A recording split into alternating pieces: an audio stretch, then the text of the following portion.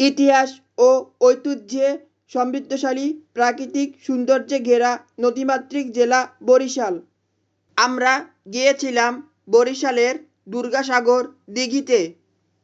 দুর্গাসাগর দিঘিতে প্রবেশ মূল্য 20 টাকা করে। ভ্রমণ পিপাসুদের কাছে এই জেলার অন্যতম ভ্রমণ স্থান দুর্গাসাগর দিঘি।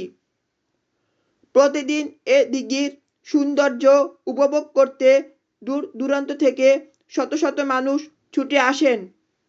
বরিশাল জেলার বাবুগঞ্জ উপজেলার মাধবপাশা ইউনিয়নের বানরীপাড়া বরিশাল সড়কের পাশেই এই দিঘির অবস্থান। এই দিঘিতে একটি সুবিশাল ঘাট রয়েছে। বরিশাল শহর থেকে দুর্গাসাগর দিঘির দূরত্ব প্রায় 12 কিলোমিটার। জানা যায়, স্থানীয় জনগণের পানি সংকট নিরসনে 1780 সালে তৎকালীন রাজা শিবনারায়ণ তার স্ত্রী রানী দুর্গাবতীর নাম অনুসারে এই দিঘির নামকরণ করেন দুর্গাসাগর। চন্দ্রদ্বীপ রাজারা এখানে 200 বছর শাসন করেছিলেন। মাধবপাশার নয়নাভিরাম দুর্গাসাগর দিঘি সেই রাজাদেরই এক কীর্তি। জনশ্রুতি এবং তথ্য অনুসন্ধানে জানা যায়, 1780 খ্রিস্টাব্দে দিঘিটি খনন করান তৎকালীন চন্দ্রদ্বীপ রাজ্য পঞ্চদশ রাজা শিবনারায়ণ রায়। বাংলার 12 ভূঁইয়া একজন ছিলেন তিনি। স্ত্রী দুর্গাবতীর প্রতি ভালোবাসার প্রমাণের জন্য নাকি তিনি রাজকোষ থেকে 3 লাখ টাকা ব্যয়ে দিঘিটি খনন করান। কথিত আছে, রানী দুর্গাবতী একবারে যতদূর হাঁটতে পেরেছিলেন ততখানি জায়গা নিয়ে এ দিঘি খনন করা হয়েছে। জনশ্রুতি অনুযায়ী এক রাতে রানী প্রায় 61 কানি জমি হেঁটেছিলেন। রানী দুর্গাবতীর নামেই দিঘিটির নামকরণ করা হয় দুর্গাসাগর দিঘি। সরকারি হিসাব অনুযায়ী দিঘিটি 45 একর 42 শতাংশ জমিতে অবস্থিত। এর 27 একর 38 শতাংশ জলাশয় এবং 18 একর 4 শতাংশ পাড়। পাড়টি উত্তর দক্ষিণে লম্বা 1490 ফুট এবং প্রশস্ত পূর্ব পশ্চিমে 1360 ফুট। কালের বিবর্তন ধারায় দিঘিটি তার ঔজ্জ্বল্য হারিয়েছে কিছুটা, একথা সত্য। তবে প্রতি শীত মৌসুমের শুরুতে সুদূর সাইবেরিয়া থেকে এখানে নানান প্রজাতির পাখি আসে। সরাইল ও বালিহাঁস সহ নানান প্রজাতির পাখি দিঘির মাঝখানের ঢিপিতে আশ্রয় নেয়। এই অতিথি পাখিগুলো দিঘির স্বচ্ছ পানিতে সাঁতার কাটে। কখনো হালকা শীতের গড়ানো দুপুরেও ঝাঁক বেঁধে ডানা মেলে দেয় আকাশে। এখানে অতিথি পাখিদের থাকার জন্য ঘরেরও ব্যবস্থা রয়েছে।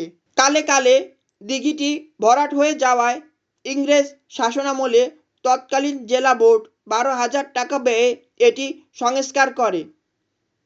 স্বাধীনতার পরবর্তী সময়ে 1974 সালে আওয়ামী লীগ সরকারের মন্ত্রী আব্দুর রব সেনিয়াবত দিঘিটি সংস্কারের উদ্যোগ নেয়।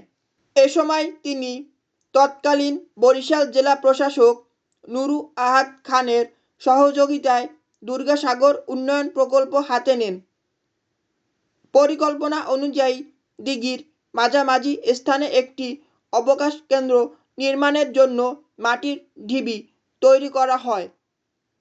দিঘির চারপাশে নারিকেল, সুপারি, শিশু, মেহগনি প্রভৃতি গাছ রোপণ করে সবুজ বেষ্টনী গড়ে তোলা হয়।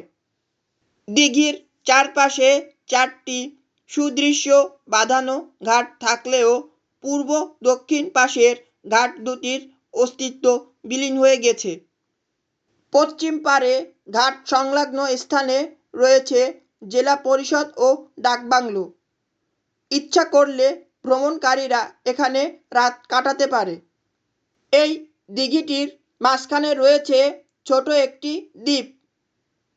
দ্বীপটি দিঘিটির সৌন্দর্য বাড়িয়ে দিয়েছে।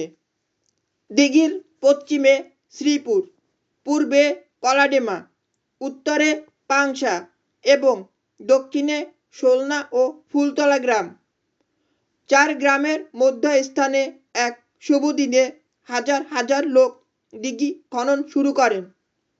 চন্দ্রদ্বীপ রাজ্যের বিভিন্ন গ্রাম হতে প্রজারা দিঘি খননে অংশ নেয়। দিঘি খনন কাজ শেষ করতে সময় লাগে প্রায় 6 মাস। সারাদিন কাজ করে শ্রমিকরা পশ্চিম পাশে একটি দিঘিতে মাটি কাটার যন্ত্র ধুতেন। সেই দিঘির নাম দেওয়া হয়েছিল কোদাল দিঘি। দিঘি খনন ও আর্চনার জন্য রানী রাজকোষ হতে 3 লাখ টাকা ব্যয় করেন। চারপাশে 50 ফুট বিস্তৃত পাকা ঘাট নির্মাণ করেন। প্রাকৃতিক সৌন্দর্য রক্ষার পাশাপাশি উৎপাদনমুখী হওয়ার লক্ষ্যে বর্তমানে বরিশালের দুর্গাসাগর পাড়ে একটি ছোট চিড়িয়াখানা রয়েছে।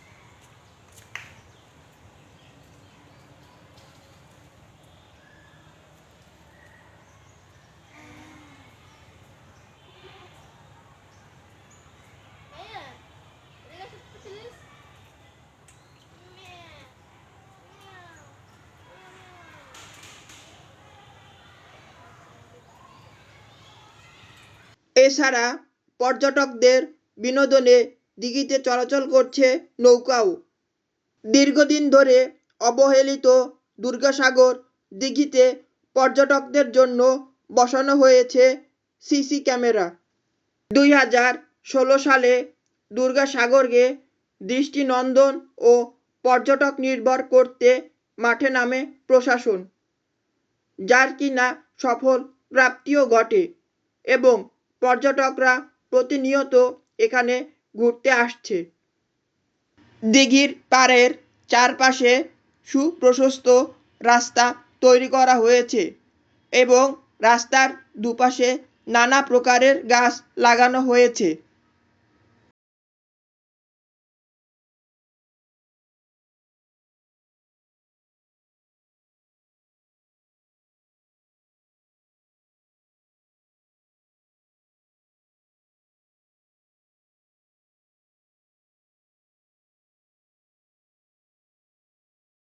আপনারা যারা ঢাকা থেকে বাসে বরিশাল যাবেন, তারা ঢাকা থেকে বরিশালের যে কোনো বাসের টিকিট কেটে সরাসরি বরিশালের নথুল্লাবাদ বাসস্ট্যান্ড নেমে পড়বেন।